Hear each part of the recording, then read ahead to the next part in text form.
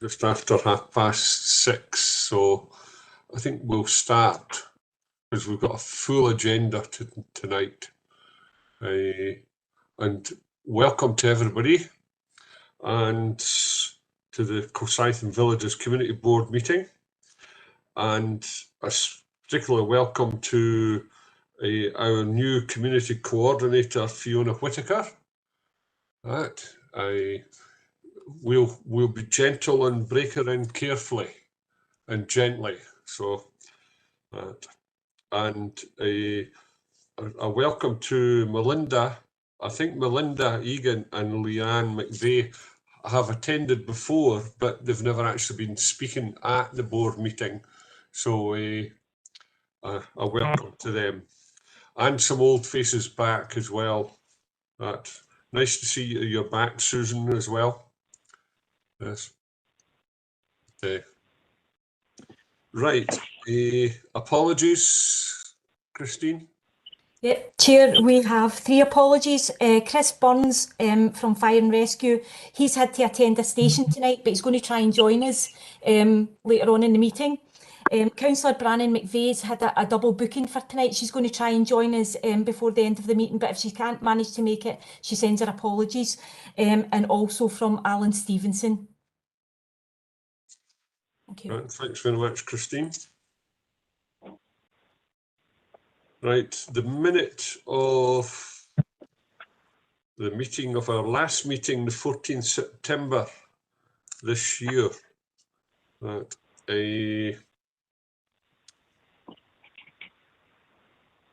I was trying to remember and I didn't see it from the minutes. Did we ask for a proposer and seconder, Christine? Oh, we're not worried about that. Sorry, Chair, I'm not sure if we did on that occasion, but I think it's good practice to ask for that. Yeah. Yeah. So could I have a proposer for the minute of the 14th September? Who was in attendance? Sorry, but did Paul, did you have your hand up there, or were you just sorting out your screen? Sorry. Right, I'll get the ball rolling. I'll propose it. Anybody got a seconder? Who was in attendance? I'll second it. Right, thanks very much, Jean.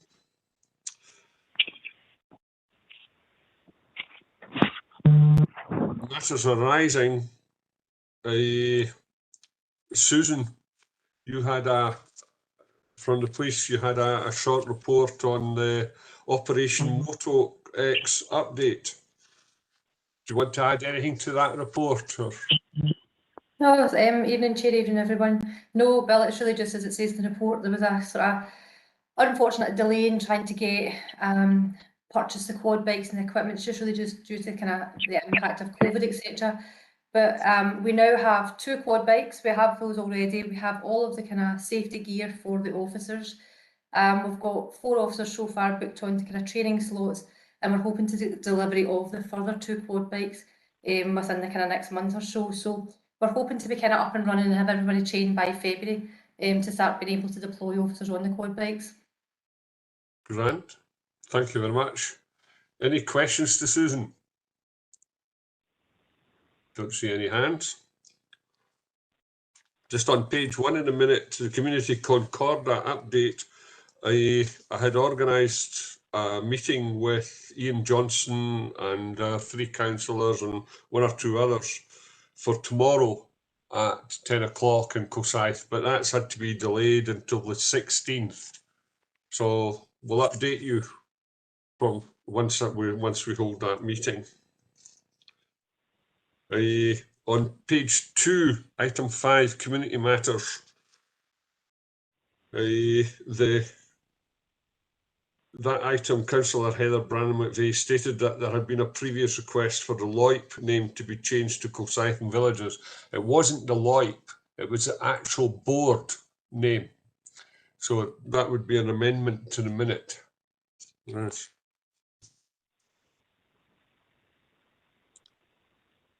The transfer ahead teachers on page 3 from St Maurice's and Kilsyth Academy. So disappointed to hear that Mr. Orrick, Greg Orrick from Kilsyth Academy, the head teacher there, has taken up a post at Christon High School. It's a great loss to Kilsyth Academy and a great benefit and asset now to Christon High. Yes, so from a board's point of view, we would wish him all the best in his new venture. The removal of the secondary school librarians, and nobody, I don't think anybody attending just now will have an answer, but Christine, we could follow it up. Is when will the review report be available? Because I understand the working group has been resurrected and looking at how they're going to have, what's going to happen with the library function in the schools. Chair, I'm happy to take that back unless Fiona's got anything that to update us on that. Not. Yep. So I can certainly say that the group has been resurrected. I'm aware of that, so I will take that action away because I know who I need to go and speak to, Christine. So I'll take that action away and make sure I give an update. Thanks very much, Fiona. On item 7, what's that, page 4, at the bottom of that page, Councillor Brannan McVeigh raised the problem of flooding into the Kilsyth sports field. And Nicole was actually going to raise this matter with the sports pitch team, but we've not had a feedback between the last board and this board. And Nicole is now languishing in the seat of Chief Executive for SEPA. So we can't bring her back and get her to answer that question. But there might be something, Fiona, that you could maybe pick up, or if you don't know anything about it just now. I don't know anything about it just now. Right. I suspect also should be dealing with bigger flood matters at the moment. Yes. I will pick that up. So, Christine, if you could just let me know what it was that was actually agreed. I suspect it's picking up with James McKinstry's team, but I'll pick that up if you let me know. Right. And if I know all about it as well, so if you need any help or that on it, just give me a phone, Fiona. Yeah, I will do. Right. And the other one that there seems to be no action on is on the last page, the skate park ground at Rennie Road. There's been no work or tidying up operation there since the last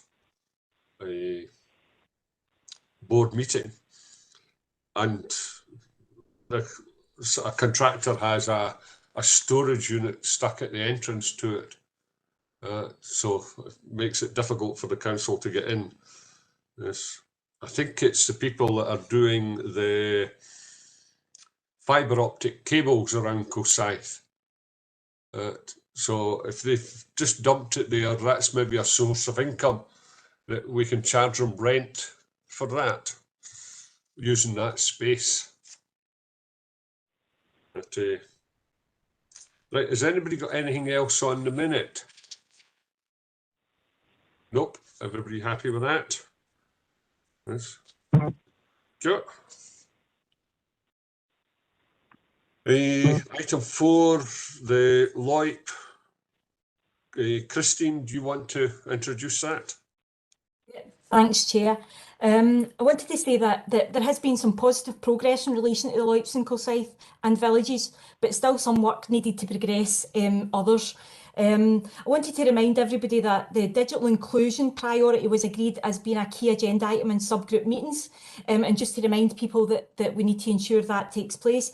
Any issues that arise from that have to be raised with Bill and Alan, who are the representatives on the North Lanarkshire Digital Inclusion, Driving Digital Locally subgroup, and vice versa. If there's anything, obviously, Bill and Alan are going to kind of share that back with the subgroups as well.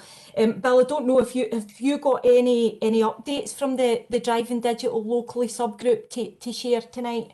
Yeah, I could just very briefly, the last digital meeting subgroup, that had to be cancelled, but Lynn's rearranging that. But the contract with Comms World's got a contract with North Lanarkshire Council for implementing digital access throughout North Lanarkshire, and it's a big contract. It's over 20 years, but the first 3 or 4 years are the most important for the implementation of it. And at our last meeting on the subgroup, we spoke about Comms World's responsibility for community benefit coming from that contract. And I've requested a meeting via Lynn to meet with Comms World in Kilsyth to discuss what their programme and the details of what they're going to be doing in the Kilsyth Community Board area.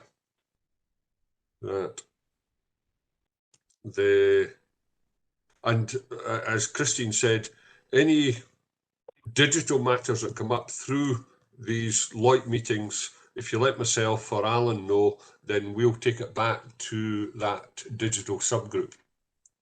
Right, Christine? Thanks, Bill.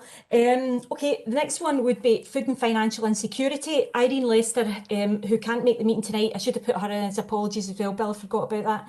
Right.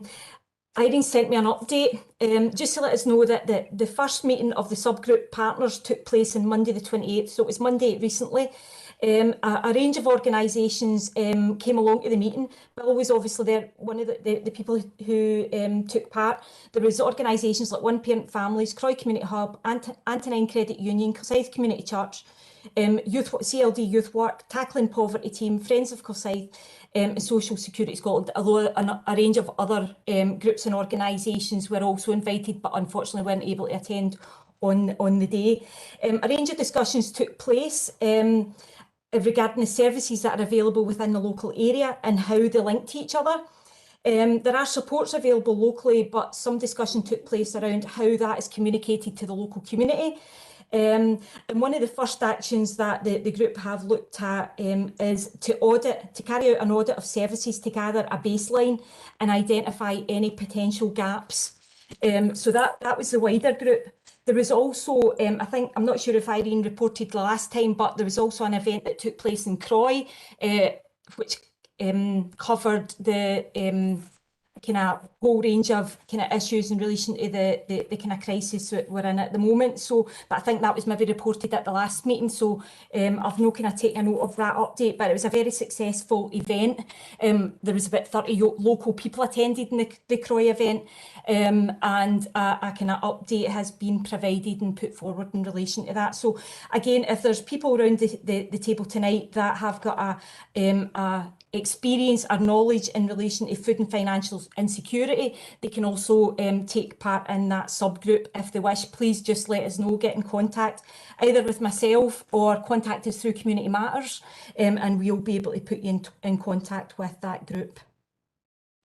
Thanks, Christine, the next meeting in that group is the 16th of January.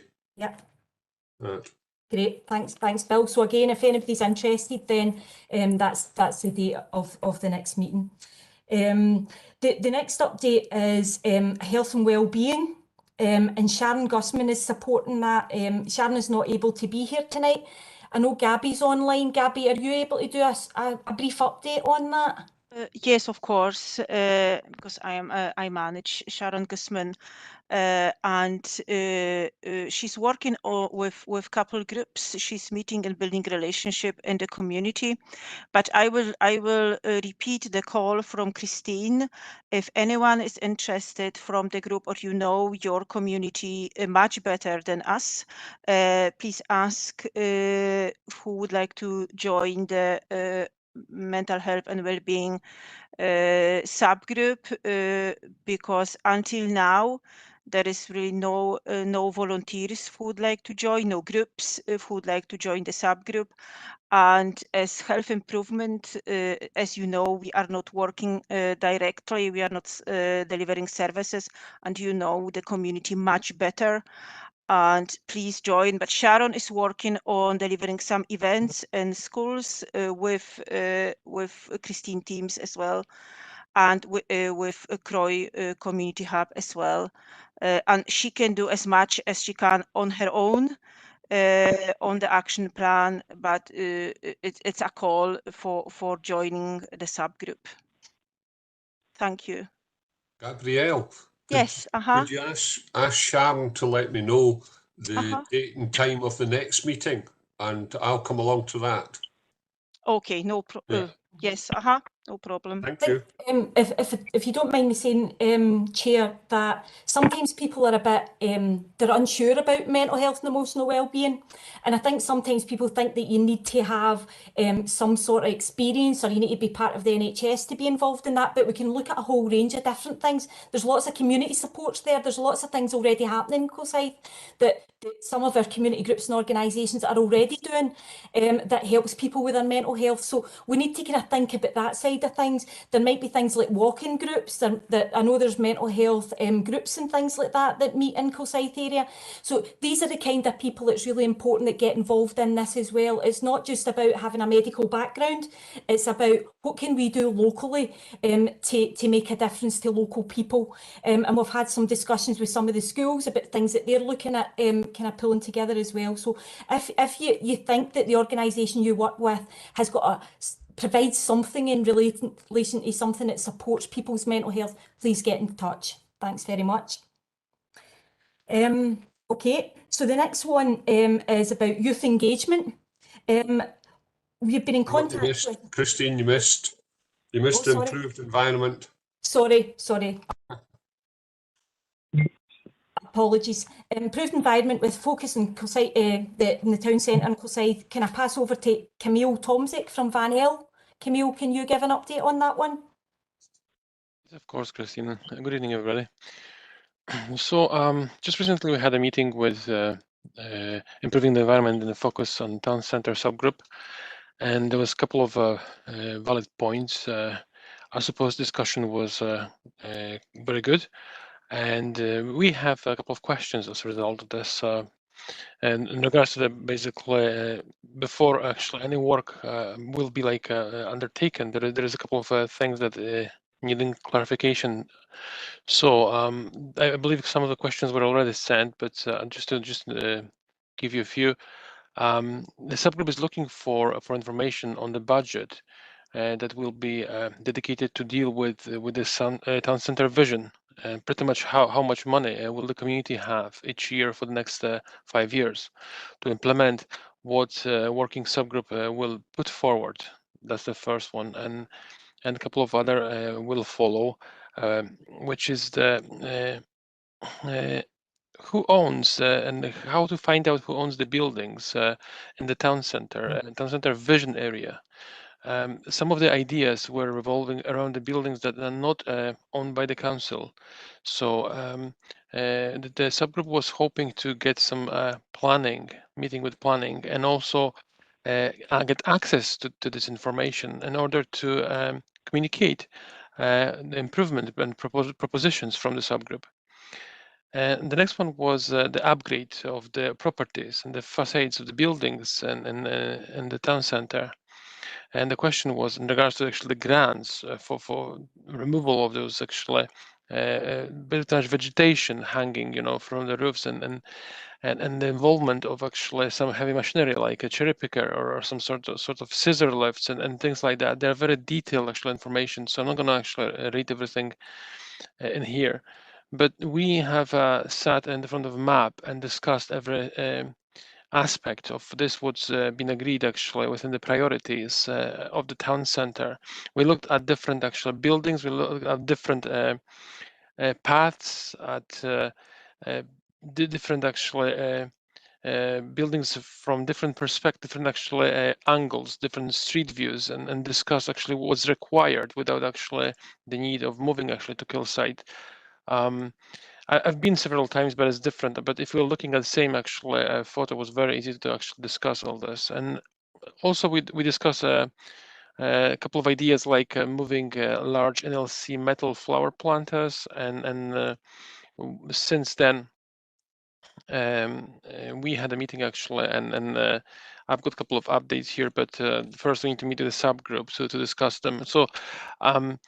And there's idea to move the flower planters, and there's a plan for doing, and we were hoping actually to get clarification a couple of things which already been actually provided just recently. So again, the next meeting we're going to discuss this, and also involvement of local police and fire brigade and youth engagement in North Lancashire, pretty much who's going to be involved, and local businesses who are going to be involved in this very project as well, and how this is going to be done, and how this is going to upgrade the environment. And next one was the future local development that must be done with the planning department. So we were discussing pretty much the gateway to the town center, and that was a very, very important subject, because all the ideas we had were very actually good, but won't happen without the actual support of from a variety of sites like North Lancashire Council, obviously planning department, and we were very specific about this what's required in Kilsyth. So I'm not going to talk about details again because it's not a place or time, but it's all very positive, and we have especially volunteers and members of the public who are attending subgroups who have absolutely amazing ideas about how the future gateway to the town center should look like, and some of it's already done. Using existing landscape was one thing. But just to give you an example, part of the town center, it's surrounded by river. It's like a small canal.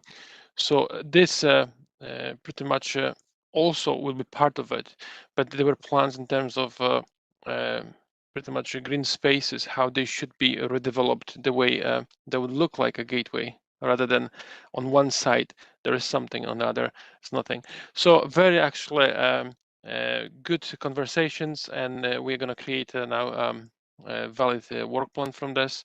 But again, there are certain developments in the middle of between the subgroup meeting and this actual meeting. So we have to meet again to actually still work on the work plan, and that's all from this subgroup.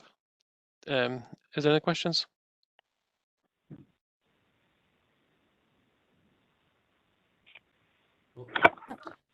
No question at this time. Thank you. Thanks, Camille. So the next update is about the youth engagement subgroup. Now, the group itself hasn't actually met yet, but there's plans to have a meeting on the 14th of December. Our colleagues in CLD and Fire and Rescue and Police are happy to be involved in that subgroup, but we've also contacted a range of community organisations, youth organisations that either work with young people or support young people across the Kilsyth area to get involved in that meeting. So we're awaiting a response from the organisations to kind of get involved in that, and then we will circulate the dates and times for the meeting. So that's where we are on that at the moment. We'll give you a further update on that at the next meeting. So the next one is public and community transport, and that's for Camille again. Camille, do you want to give a brief update on that? Yes, of course. So that one was incredibly busy. We had so many different ideas, and lots of actually work has been done thanks to very active volunteers from the Kilsyth area, and the work that has been done, I'd like to just really flag up. It was very detailed, and the amount of information I have, I'm going to try to report only some of it because it's just a tremendous amount of work has been put into this, and we basically reviewed everything and discussed this again before the work plan. So I'll start with number one, which is bus service companies and routes and frequency. That's all, including timetables and to be rationalized in order to actually see the overall picture of and frequency of services in the area.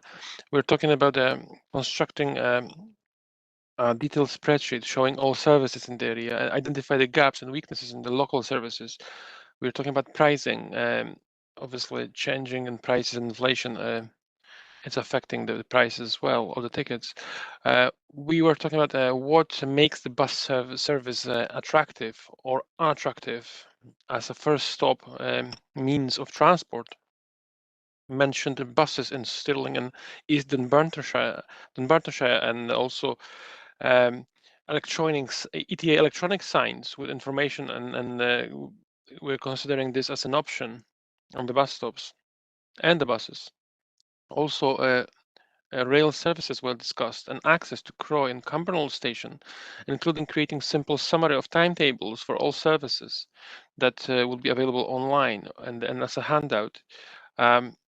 This was not basically there, has been identified by the local volunteers, and also discuss small shuttle service as opposed to really to support the big service, you know, the mainstream, I would say, big buses. So also we discussed the small electric vehicles because everything seems to be going this direction. We discussed parking problems at Croy Station, and that would probably encourage less resilience on cars to access the station. A fleet of electric shuttle buses service, or discuss also multi-story car park, which would presumably solve the issue. Also, we discussed trains from Cumbernauld station to Glasgow city station, and also a synchronization buses and trains timetables, time from Glasgow, Edinburgh, and train from Glasgow, Edinburgh, basically, and the buses towards Kilsyth leaves 2 minutes earlier. There's no sync, and if you are willing to take this connection, you're gonna miss it. 2 minutes actually makes a huge difference, and it's not going to happen for commuters.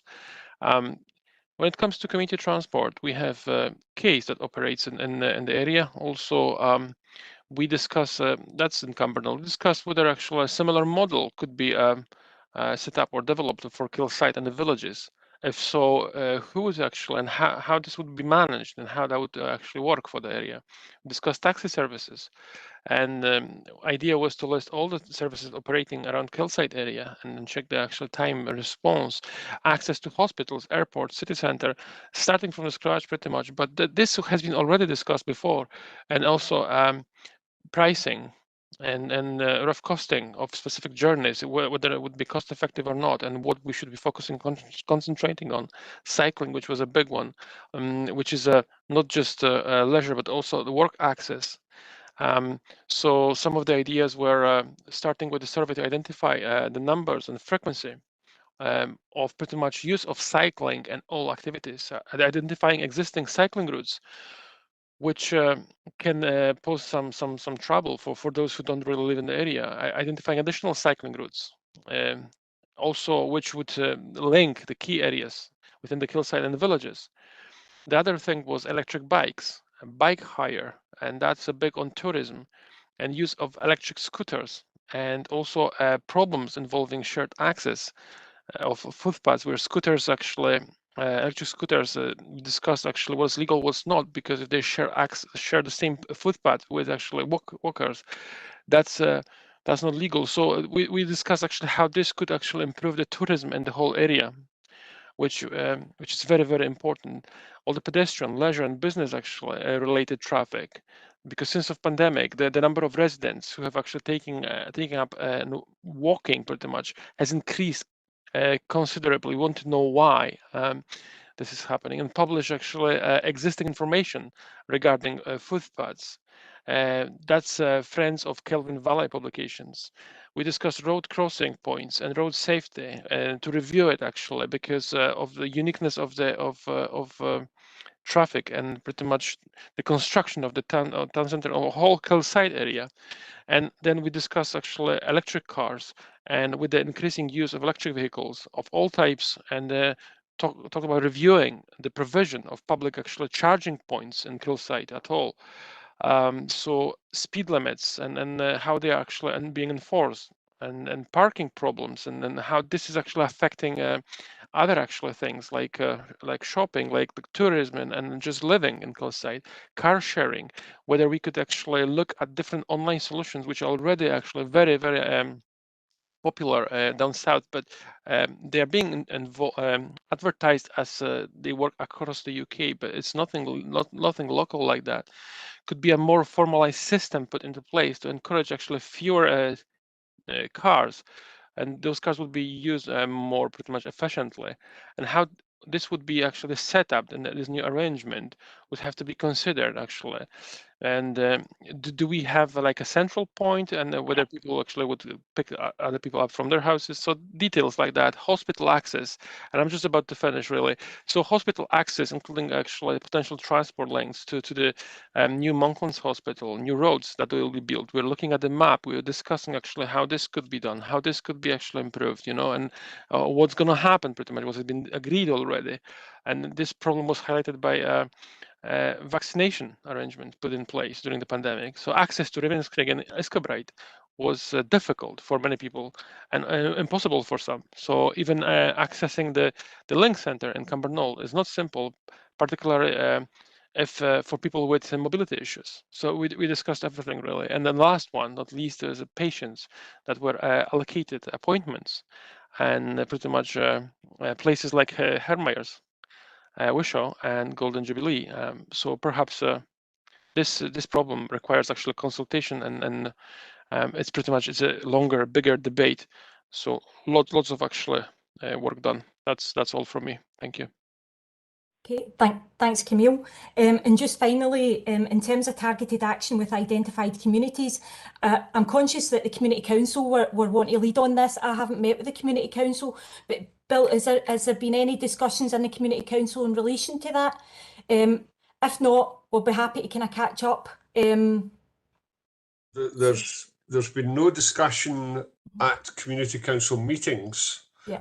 We've had discussions behind the scenes, because the whole idea of that is that we make these improvements, we have these walkabouts, we do work in these targeted areas without highlighting them publicly, because we really don't want to be pointing fingers or giving them stigmas or anything in that line. So we're progressing these things.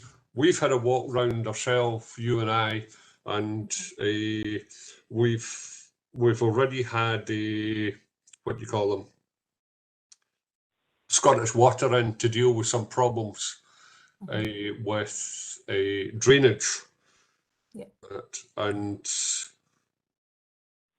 things are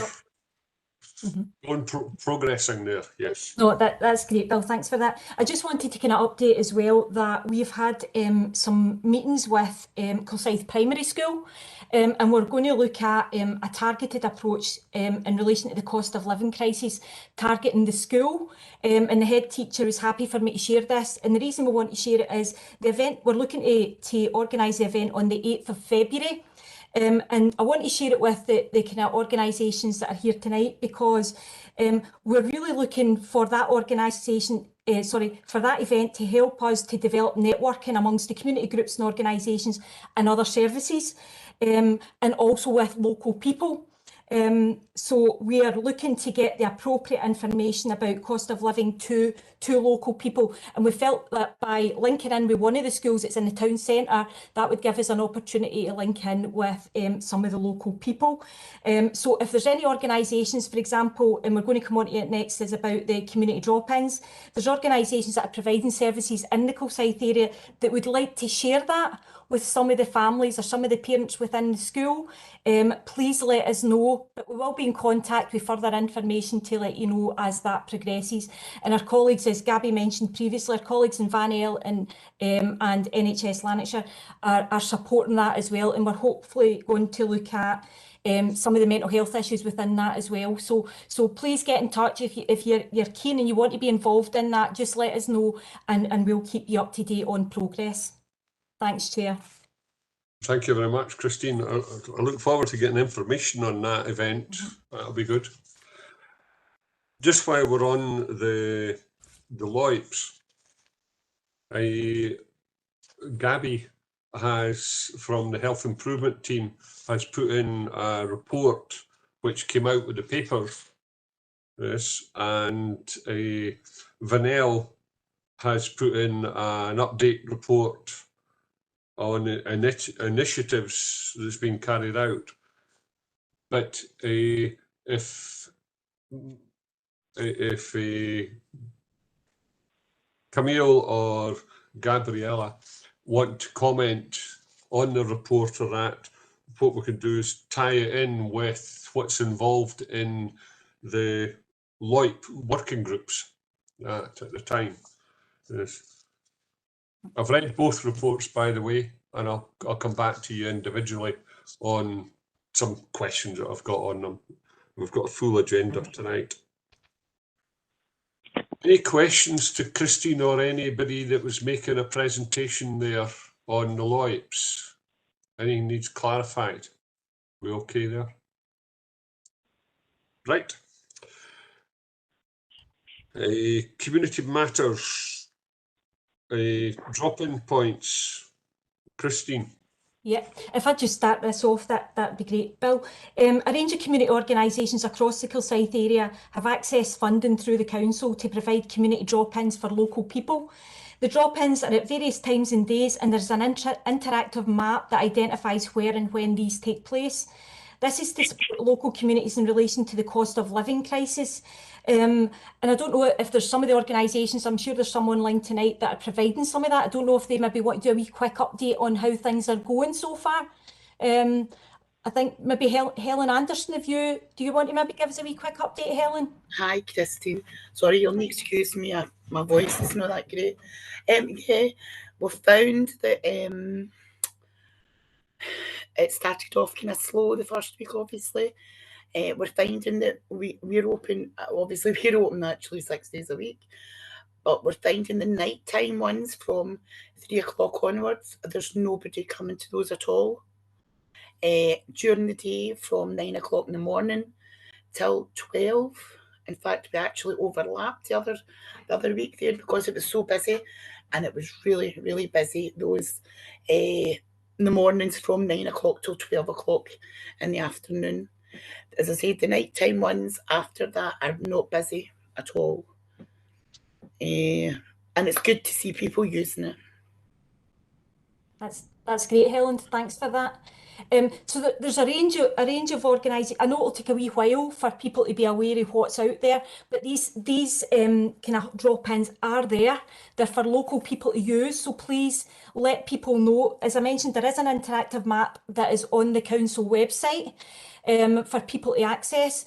But please, if you are working with communities, then please make sure the message is getting put out there. I think Councillor Jones wants to say something, Bill. Oh yes, Jean, yes. I mean, Christine, the interactive map is really difficult for people to use. Anybody that's tried to use it has come back to me with a lack of understanding. But I want to reiterate some of what Helen's saying. St Patrick's Church have they consulted with the people that were coming the first week, and people are not wanting to come out at night if it's icy, or if it's really, like the last few nights it's been extremely foggy, and people are a bit loath to come out at night when they're terrified coming out in the dark.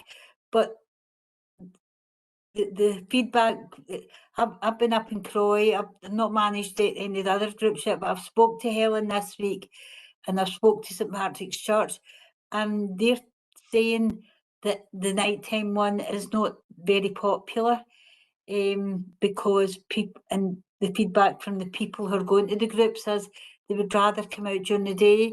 But you're right, we need to make it attractive to get families along after 3 o'clock, because picking their young people up to school and getting them maybe to go straight from school.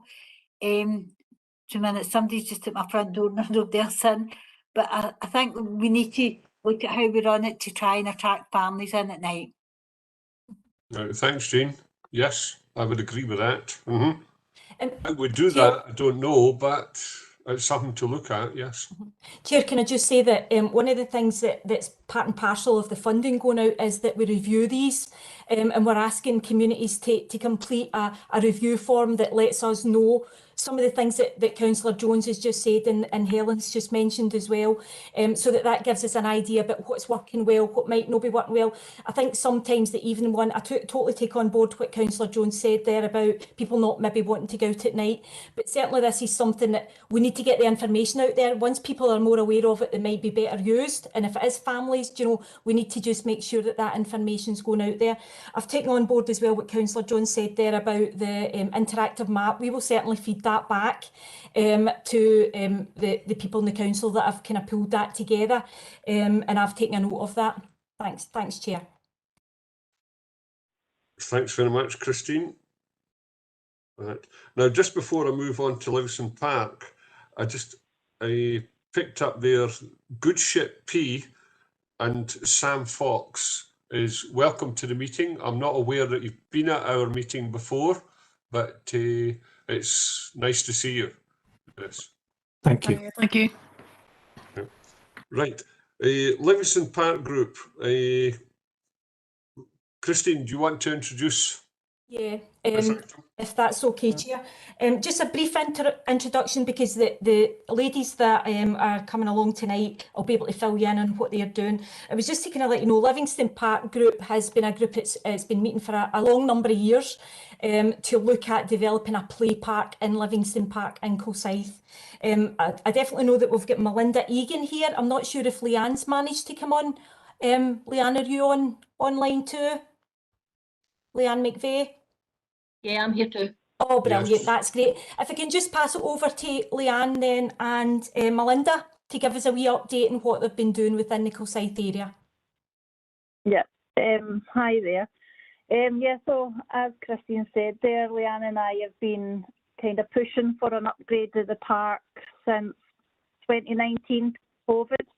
It took a bit of a slump during, you know, the year and a half over COVID, but since things have been lifting, we've been working closely with Christine and the Community Matters team, and Jean and Heather have been a great support as well. So things are improving. We got a small grant from the lottery at the start of the year to kind of kickstart us back into shape, and that allowed us to do all our leaflets and our printing for the survey that closed there just at the start of November. Christine and her team kindly went out to the local primary schools and did a consultation with the kids that lived around the park, and Leanne and I and a couple of other members of the group did a leaflet drop of about 500 to 600 houses in the local area. So yeah, the survey results came back. We had a good response, and Leanne posted them on the Facebook page just last week, I think it was. So if anybody's interested, you could have a look on the page, ask to join, and you'll be able to see the results on there. So we had a meeting maybe 2 weeks ago for our next steps, and I believe we're now out to tender. So the Community Matters team have taken that on. They've reached out, and we're just waiting for that tender period to close, and then we'll have a further meeting to see what our next steps are. So that's where we're at just now. Positive that we'll see a nice, new, safe, inclusive park next year sometime. So unless Leanne's got anything else to add, I think that's our update for you. No, I think you've covered everything, Mel. That's great. Thanks, Melinda. Thanks, Leanne. Just one quick question before I finish. I know you mentioned there if people want to kind of like your site or is it your Facebook page? Do you want to tell people what the Facebook page is called, just so that if they want to access that, they can do that? That would be a good idea, Christine. Leanne, over to you. Yep. It's called the Livingston Park Play Area Development, and if you just send me over a request to join, we'll let you join and have a look at what we've been up to. That's great. Listen, thanks very much. Can I just say well done to not just the two ladies that have been on here speaking tonight, but for all the hard work of the group over the last few years. They've really done a power of work to get this up and running. They've been successful in accessing funding, and it's going to be a real positive. It's going to make a real positive difference to Livingston Park Play Park. So well done, ladies, and thanks very much for coming along tonight. Thank you. Thank you. Thank you, Christine, and thanks to Melinda and Leanne for that presentation. And yes, they're a great group. They even allowed me to join their Facebook page. So there must be something in it. And I attended that meeting down at the Garrow Vale, and it was very positive. And yeah, I'm looking forward to spending a summer holiday in Livingston Park Play Area. Yes. Yeah. Have you shot in the shoot or a flying fox, hopefully? Absolutely, yes, yes. Right. Fair Trade Matters. James? Hello, folks. Thank you for the opportunity of flying the flag once again for Fair Trade. I'm aware you've got a very busy agenda tonight, so I'll try and be as brief as I possibly can. Shouldn't take too long. Basically, a wee bit of background, just in case people aren't aware. Scotland became a Fair Trade nation 10 years ago, and we here in North Lanarkshire became a Fair Trade zone about 3 years ago too. And the reason I spoke about 6 months ago at one of the meetings was I was putting forward the idea of the possibility of fair trade status at some point in the future for towns or villages in the Kilsyth area. At this point, I would just want to thank Irene Lester, who has gathered some information and submitted paperwork at, I think, the last meeting, which I didn't manage, on a couple of the primary schools and how they are progressing with regard to fair trade. For those of us involved in education at the moment, we're aware that rights respecting schools is the big deal at the moment. There's funding available for that. So although fair trade and rights respecting schools kind of go together, it's like I say, because of the funding that's available for rights respecting schools, we're having to work a bit harder. Let's put it that way, to put sort of fair trade in as the focus.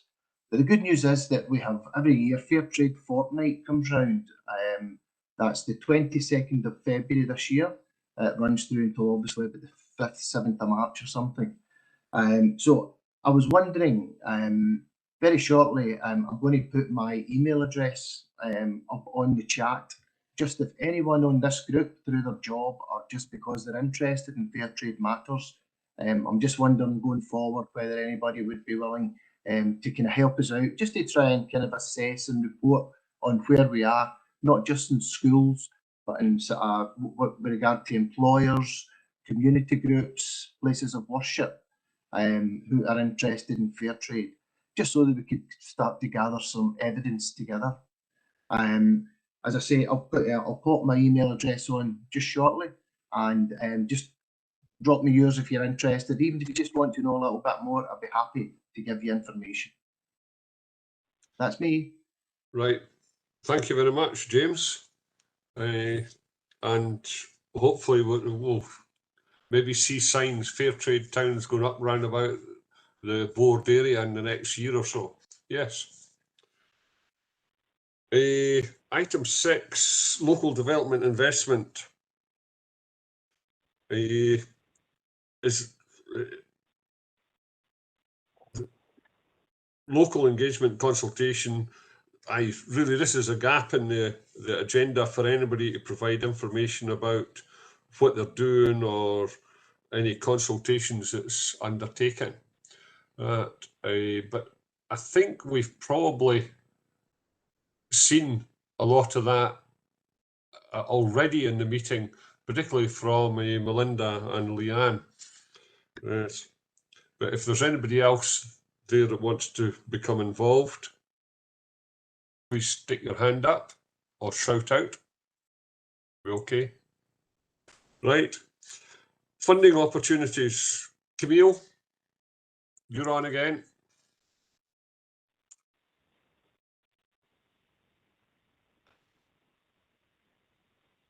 Okay, so in this update, I'd like to mention consortia that are functioning really, really well with the new system in place. At the moment, I'm reviewing organization in the area. So I've been doing today pretty much emails and contacting for some details, and this is how it goes. So organizational review is one of the pretty much conditions. It's a requirement for those who are willing to receive funding from us. So consortia are very busy, and I'm looking at different applications, but was important to mention we have improved our systems, and pretty much all the delays are gone, and we have people in place and system in place. So that's pretty much from me. All the details when it comes to funding, I would say I would recommend to go to Vanel website and sign up for all the newsletters, because the amount of information that being sent is quite staggering. So I would speak to Grant, our funding officer, plus again sign up with all the Vanel newsletters. Chair, can I just add a wee thing onto that, if that's okay? Just a point on what Camille said, just to remind people that community groups and organisations can apply for small amounts of funding to the consortium. If they need some assistance to help them to do that, if they've not done that before, certainly Vanel could support that, but also our team. The community partnership team could support in that as well. There's loads of opportunities there. Even if they're thinking of a small project, then that is something that they could potentially apply for. So, so just to bear that in mind. I think Irene previously circulated the application forms for that to board members, but if people don't have that or they're new to the board, we can make sure that that's recirculated so that they've got access to that. The other one thing I wanted to mention is that there is a fund that's available through the council, and it's cash to help with energy bills, and it's called a fuel hardship payment. Now, this is for working residents of North Lanarkshire. People on a low income who don't claim benefit could access up to £150 as a one-off hardship payment, but they need to apply. This is really short notice. They need to apply by the 3rd of December. I really appreciate this is the first, so there's only a couple of days left in that. This has been circulated wider, but I'm just bringing it to board just to remind people that that is there, and it is for people who are currently in work, but on a low income, and they can apply for that. So if you can, if you're speaking to any people out in the community, please let them know that that is still available, but the closing date is the 3rd. Thanks very much, Chair. Thanks very much, Christine. Right. Is there any questions to Christine or Camille on these funding? Jean? Christine, I noticed on the North Lanarkshire social media earlier on today that the fuel hardship payment has been extended to the application to the 31st of March 2023. So there's a bit more time to go out there and promote it. That just got put on in the social media in the last couple of hours. So obviously it's no filtered down. Right, no, that's great. Thanks, Councillor. Because I had seen online there, it's very difficult to keep on top of some of these changes. No, that's great, Councillor Jones. I appreciate you raising that. Thank you. And thanks very much, Jean. If there's nothing else on that, the item 7. Fiona Whitaker, our new community coordinator. I'll pass it over to you, Fiona. So obviously this is my first meeting, so I don't have any particular update, or there's an item that's in AOB that I'm going to mention, or I had planned to mention, but I see it's now in the revised agenda under AOB, and that's the budget consultation. So I've picked up the 3 actions. I want to just say that I've got the school libraries, the pitch flooding, and the skate park, but I've also got a question, if I can ask. Just around something, yes. Yeah, just around something that Camille talked about in terms of the environment and town centre LOIP priority. Camille, I think you made a request for information from the council. Did we agree on an action against that? Is that something you wish me to pick up, or potentially Matt or Christine? I just want to clarify where we got to with that. I wasn't clear.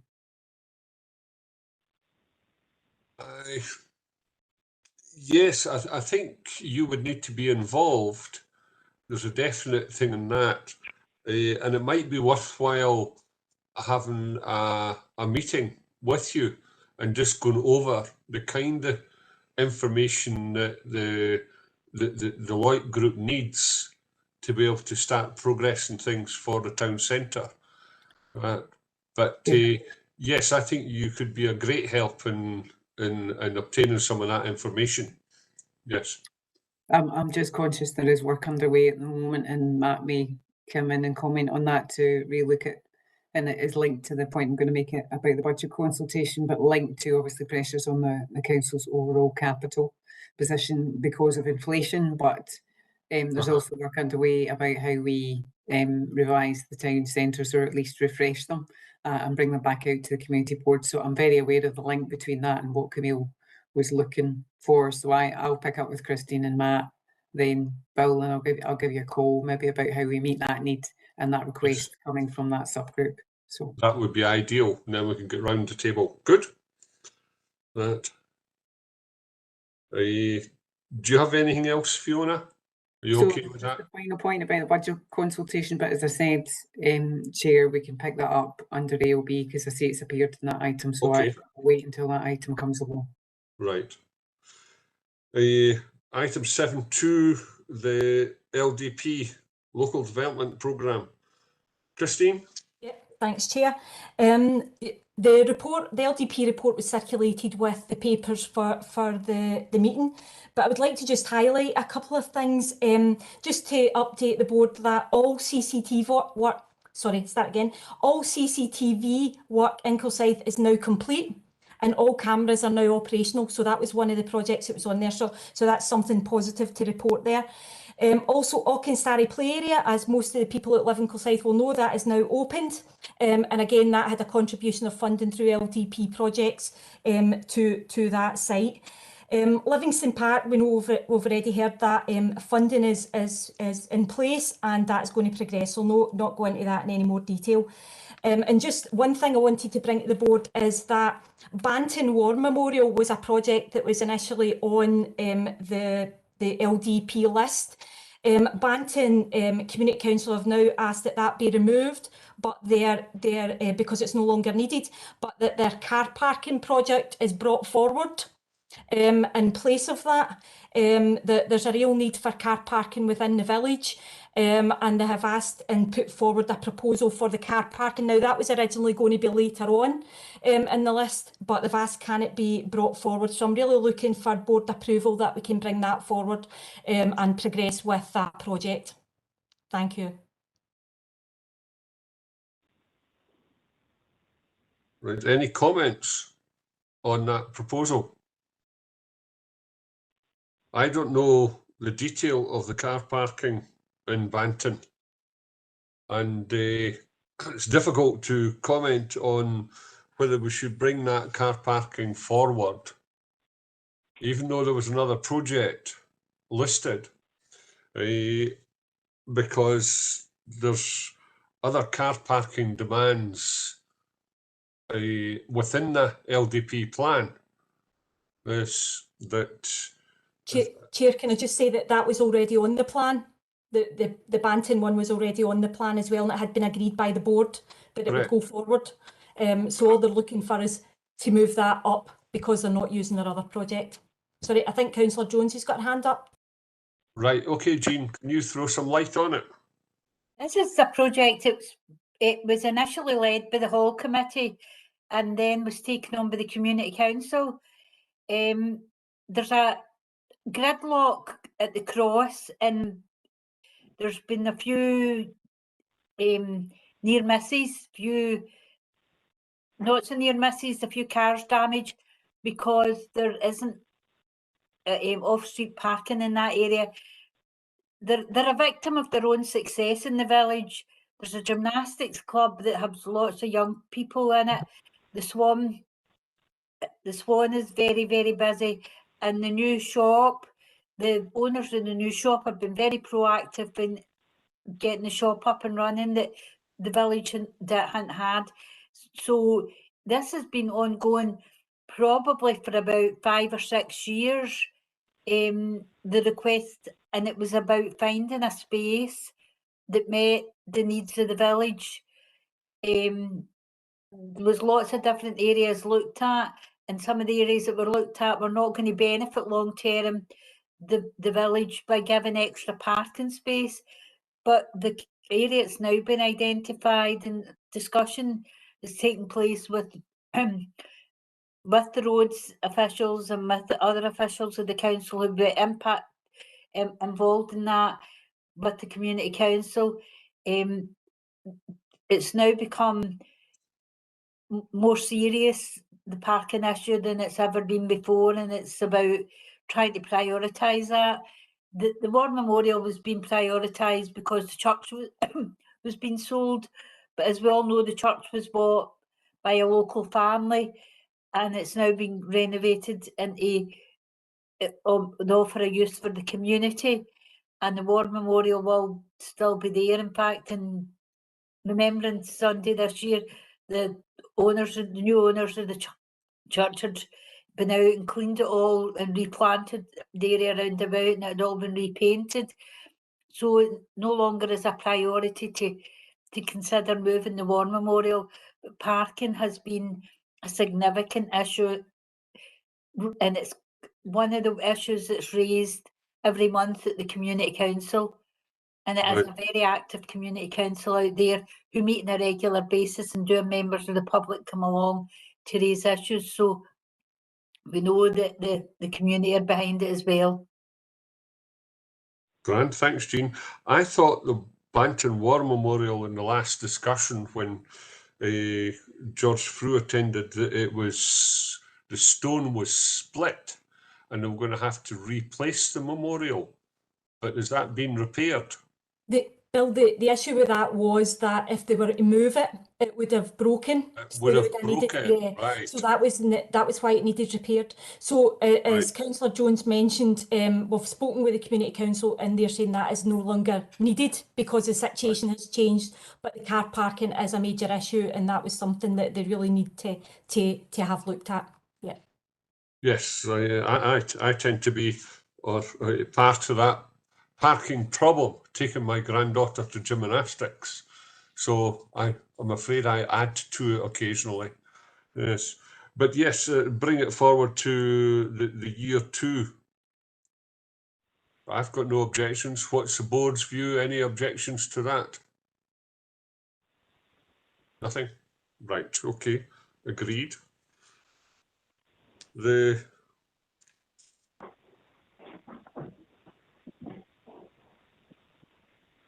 It was interesting reading that report this time, and some of the items within it, that we seem to be great difficulty in getting a playground contractors, people to be able, with the skills to erect play equipment. Yes. Chair, I think Matt Costello's he's got his hand up. Matt, yes.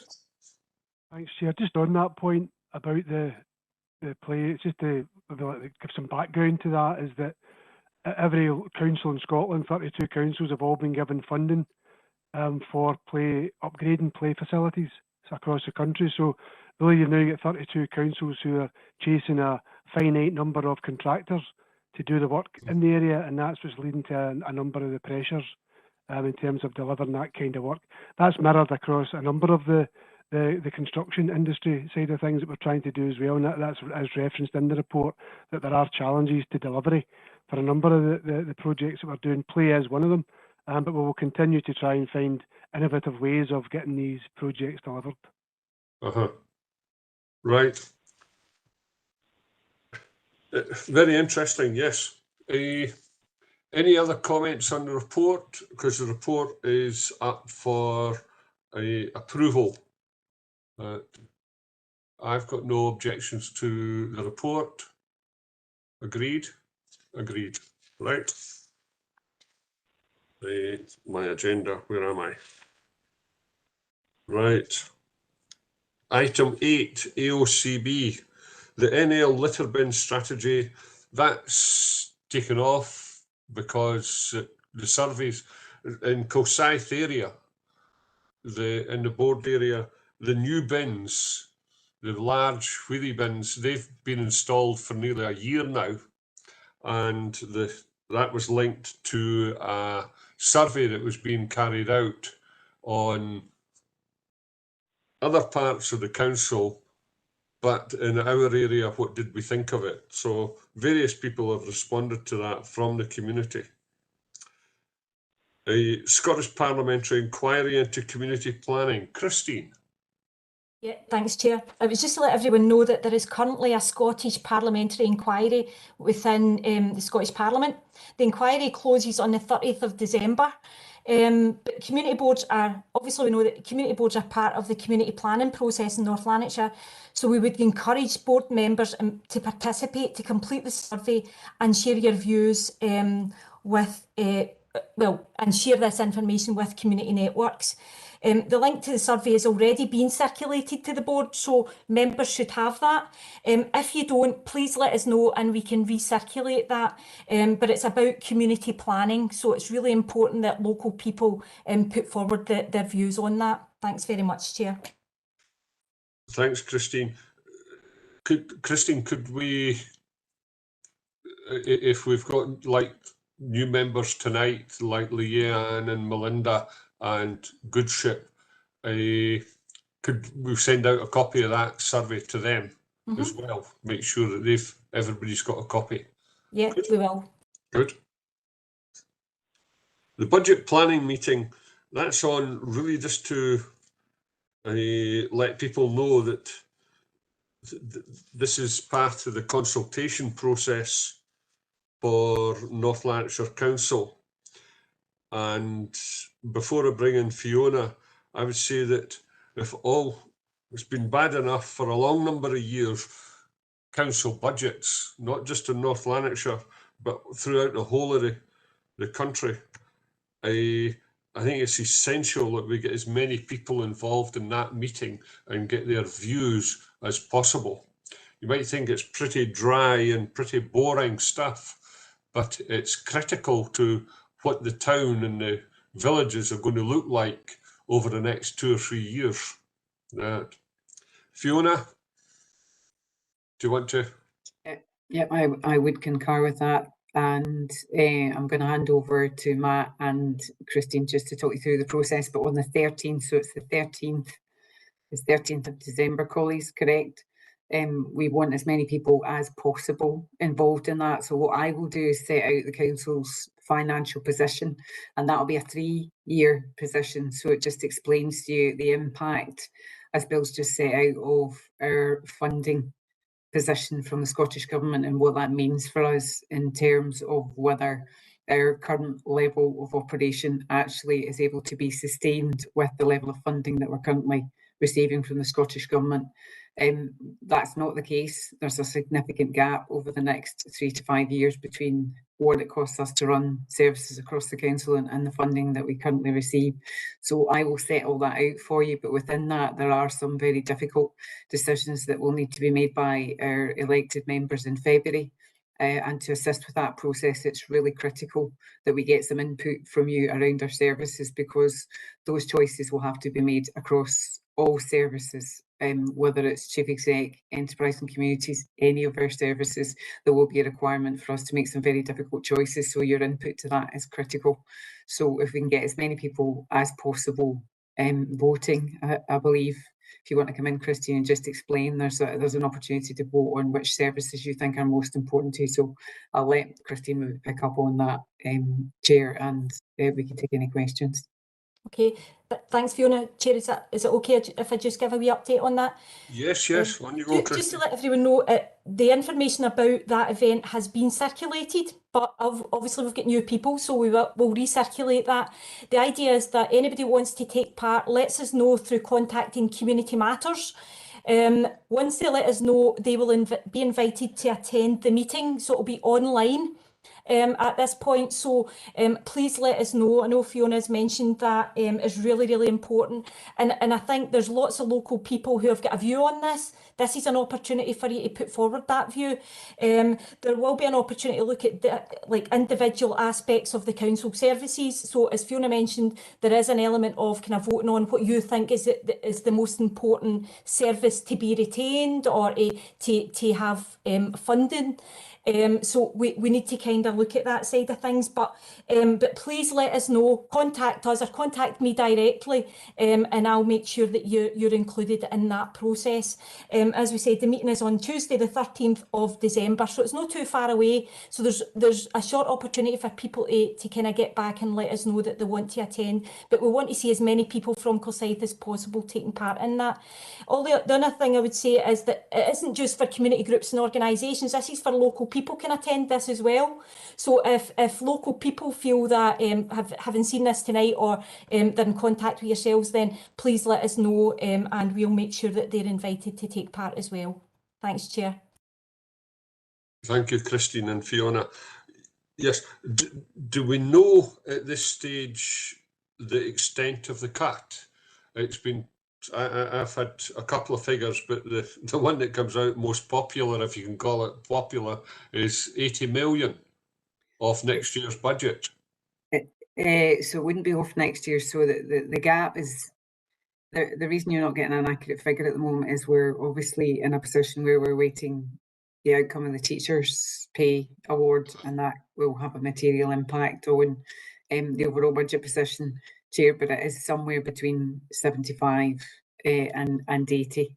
We can't give an exact figure, but that's over a 3-year period, that gap. So it's roughly 20 something million each year. That's still a significant proportion of the council's budget. So that's the headline figure, but I will take you through the detail of that on the 13th. On the 13th.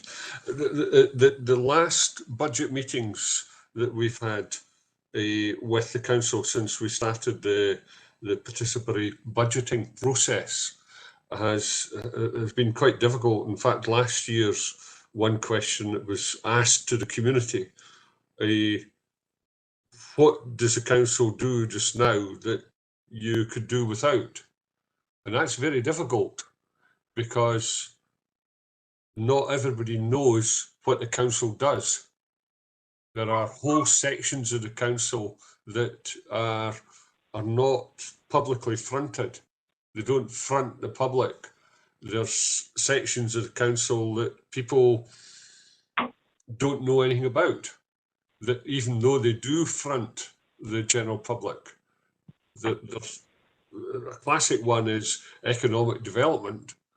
The general public are not involved in the economic development of North Lanarkshire, but those like myself and other people at these meetings know that there is a department on economic development, etc. So it's very difficult to ask the general public, what could you do away with? Be careful in that question as well, because you might not like the answer. But is there any questions regarding the budget at this stage? And emphasising, and what we'll look at is maybe getting this onto all the Facebooks and social media in the area, so that we can get as many members of the public there. Yes. Okay, right. I'd put on requests for reports at next meeting, and it's linked. It's linked to the LOIPs and other projects that are going on in the town and in the villages. Is to get a report on the capital programme. Now, what we are talking about really in the budget planning is the revenue, i.e. the day-to-day expenditure of the council. With the current inflation and financial situation in the country, it's having an effect on North Lanarkshire councils, every councils, but North Lanarkshire's what we're interested in, capital programme, because the cost of implementing a new school or a new town centre or a hub or whatever, a play area, the costs have gone up dramatically. And it's maybe for the next meeting to get a report on how that is going to affect the capital budget and the timescale for implementation of the various projects. And I don't think is Susan still with us? No? Chair, No. Susan's online Yes, here. yes. Yeah. Yes. Susan, one of the things that was fed back to me was the police budget cuts. Now, these, as far as I can understand, are really quite serious. And what could be happening from the 1st of April onwards in the provision of the police service throughout Scotland, but within, obviously we're interested within our area. Would it be possible for somebody to speak to or provide a short report on what your budget cuts, what effect they're going to have on our community? I know that some of the police divisions, Paisley, Dundee, etc., are looking at doing away with community policing. And that's the suggestion that's going through the grapevine. The chief constable's got his own views on what he wants to do, but some divisions are looking at other things. So that's really quite a concern at this stage. No, absolutely. I mean, I can give a kind of very brief update. I suppose police are in a very similar situation to the council, as Fiona just outlined. Due to budget constraints, we are kind of having to look across the board, you know, kind of at our operating model to see what changes can be made.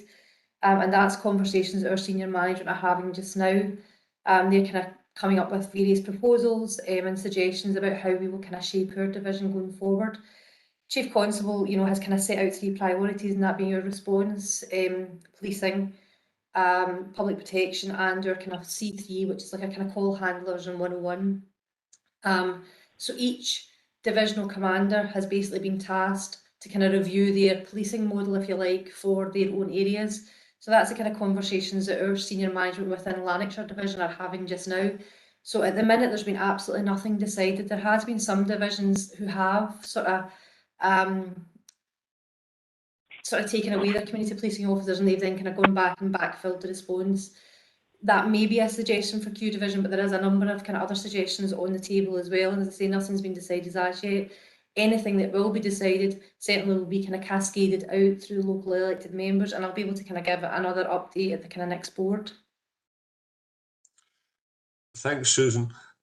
I think it's important, and I know it's a way above your pay grade, but I think it's important that the community, the wider community, is made aware of what the implications are likely to be on the security of our area.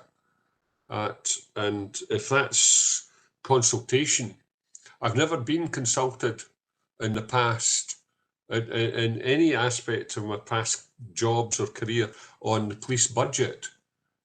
But I think the cuts are now getting serious enough that the community needs to be made aware and asked for their views, just as North Lanarkshire Council has to do that.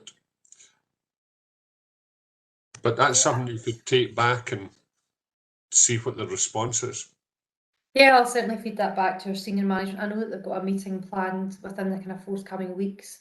As I say, the way they sort out our division, Lanarkshire division, is separated. We actually have kind of 4 subdivisions, if you like.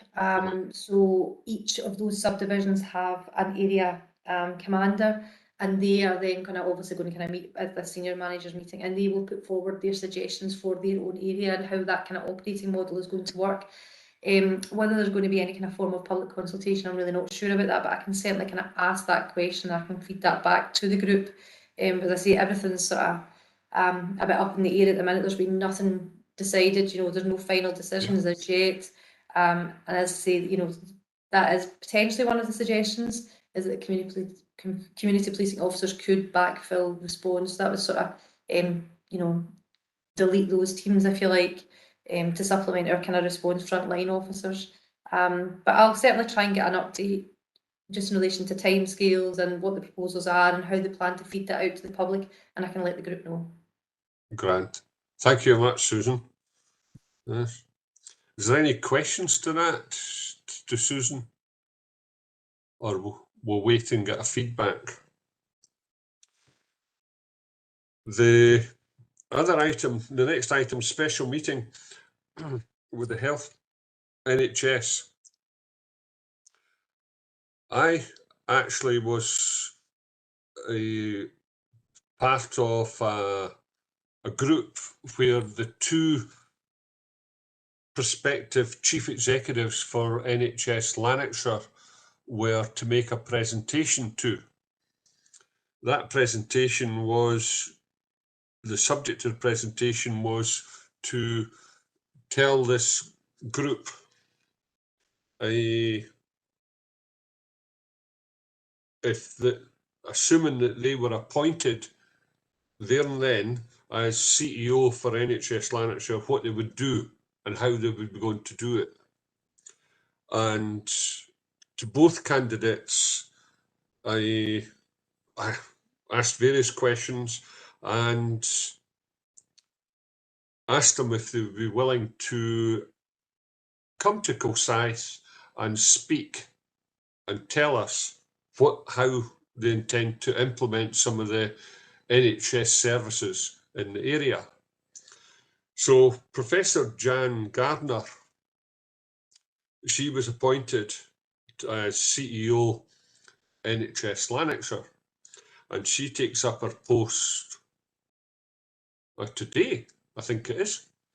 And her personal assistant contacted me last week and saying that she wants to come to Kilsyth. She wants to speak to people in Kilsyth about health NHS services,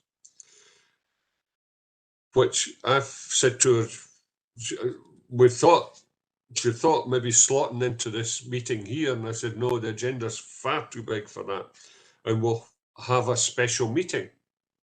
And what I would recommend to the board is that we have a special meeting with the CEO, Jan Gardner, and for NHS Lanarkshire, but also we bring along health and social care, because both these are linked on the care of our community, whether it is via hospitals or via care in the community. And we have a special board meeting with the subject local health. And we could have that in January or early February, whenever I can tie down both organisations. Is the board in agreement with that kind of meeting? Quite happy to have that. Yes? Right. Okay, right, Christine, what we'll do is, as soon as I get an answer back, I've sent an email off to Jan Gardner. As soon as I get an email back that they're in agreement, I'll then get in touch with Maura Denby and Gabby for organising NHS and health and social care to come along to one of our special meetings. Good. Right. Is there anything else anybody else wants to raise at this stage? Nope, we all okay? Well, that's brilliant. We managed to get through with 35 minutes up our sleeve. That. Right, well, if there's nothing else, I think the next meeting will be either Wednesday, and from the next meeting onwards, will always be on a Wednesday evening. And we'll do the programme for the year, the 4 meetings for the year. It'll either be on Wednesday, the 22nd of February next year, or the 1st of March next year. But I'm sure Christine will have a look and see what's what. Yeah, sure, we'll get that circulated, yeah. The important thing is to watch that we're not